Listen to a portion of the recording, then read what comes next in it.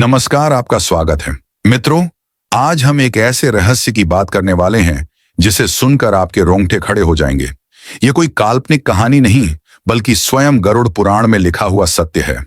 दोस्तों, जब कोई इंसान इस धरती को छोड़कर जाता है, तो उसकी आत्मा पहली रात कैसी होती है? उस आत्मा के सामने कौन आता है? उसे कैसा अनुभव होता है? और सबसे बड़ी बात, उस रात उसके साथ भगवान विष्णु और यमदूतों का क्या संबंध होता है? ये सब जानना हर इंसान के लिए जरूरी है। और मैं आपको बता दूं, जो भी इस वीडियो को पूरे मन से अंत तक देखता है, उस पर भगवान विष्णु की विशेष कृपा होती है। तो चलिए इस रहस्यमय यात्रा की शुरुआत करते हैं। दोस्तों, आपने कभी सोचा है कि जब किसी की आखिरी सांस निकलती है, तो उस समय उसे कैसा अनुभव होता है? गरुड़ पुराण कहता है, जैसे ही आत्मा शरीर से अलग होती है, एक अजीब सा खालीपन छा जाता है। अब आत्मा के पास शरीर नहीं होता। वो छूना चाहती है, बोलना चाहती है, लेकिन चाहकर भी कुछ कर नहीं पाती। उसके हाथ हवा में लटकते रहते हैं। वो परिवार को पकड़ना चाहती है, लेकिन पकड़ नहीं पाती। उस समय घर का नजारा बहुत दर्दनाक होता है। परिजन रो रहे होते हैं। कोई शव को छूकर कह रहा होता है, उठो, हमें छोड़कर मत जाओ। कोई डॉक्टर को पुकार रहा होता है, तो कोई भगवान से प्रार्थना कर रहा होता है। लेकिन आत्मा खामोश खड़ी ये सब देख रही होती है। सोचिए दोस्तों, कितना असहाय महसूस करती होगी वह आत्मा। वो चिल्लाना चाहती है, मैं यहां हूं, मैं अभी जिंदा हूं, मुझे मत छोड़ो, लेकिन उसकी आवाज कोई नहीं सुन पाता। पहली रात आत्मा के लिए सबसे कठिन होती है, क्योंकि उसी समय उसे अपने पूरे जीवन की यादें दिखाई जाती हैं। जैसे फिल्म की रील चलती है, उसी तरह हर एक कर्म उसके सामने आता है। उसने कब किसी की मदद की, कब किसी को दुख दिया, कब झूठ बोला, कब प्रेम से किसी को सहारा दिया और कब किसी को धोखा दिया। हर एक पल सामने आता है। अच्छे कर्म देखकर आत्मा को सुकून मिलता है, लेकिन बुरे कर्म देखकर आत्मा पछतावे से कांप उठती है। दोस्तों, पहली रात आत्मा को अपने परिवार से सबसे गहरा जुड़ाव महसूस होता है। गरुड़ पुराण कहता है, आत्मा अपने घर के हर कोने में घूमती है। वह अपने बच्चों को देखती है, उनके सिर पर हाथ फेरना चाहती है।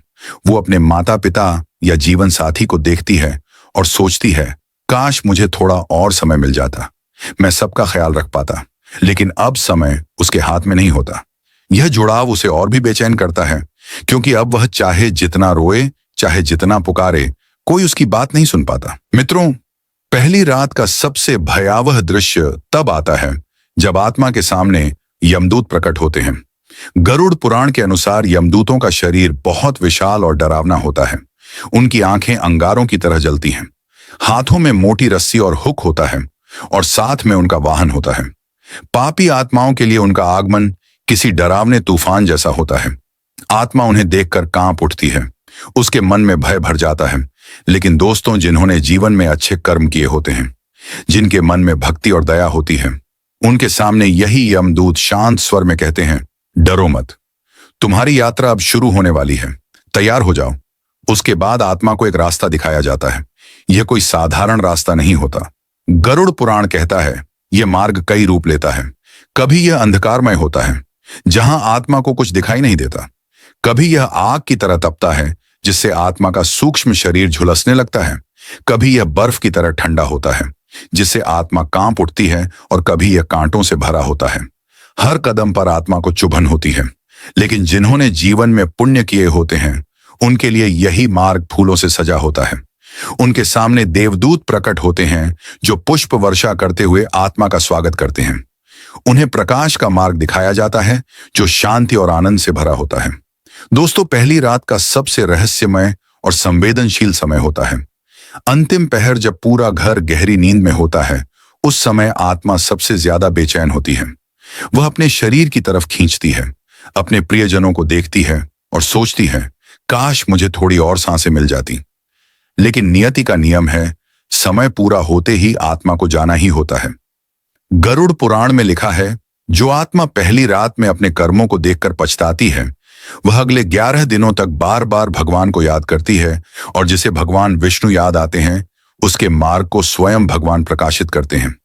इसीलिए सनातन धर्म में कहा गया है, मृत्यु के बाद की पहली रात बहुत पवित्र होती है। उस समय परिवार द्वारा किया गया मंत्रवार और दीपदान आत्मा को शक्ति और शांति देता है। तो दोस्तों, जब भी आपके किसी प्रिय की मृत्यु हो, तो उस पहली रात दीपक जलाना ना भूलें। भगवान विष्णु का नाम लें और आत्मा के लिए शांति पाठ करें। दोस्तों, यह शरीर नश्वर है, आज है, कल नहीं रहेगा, लेकिन आत्मा वह तो अमर है। मृत्यु कोई अंत नहीं है, बल्कि यह एक नई यात्रा की शुरुआत है।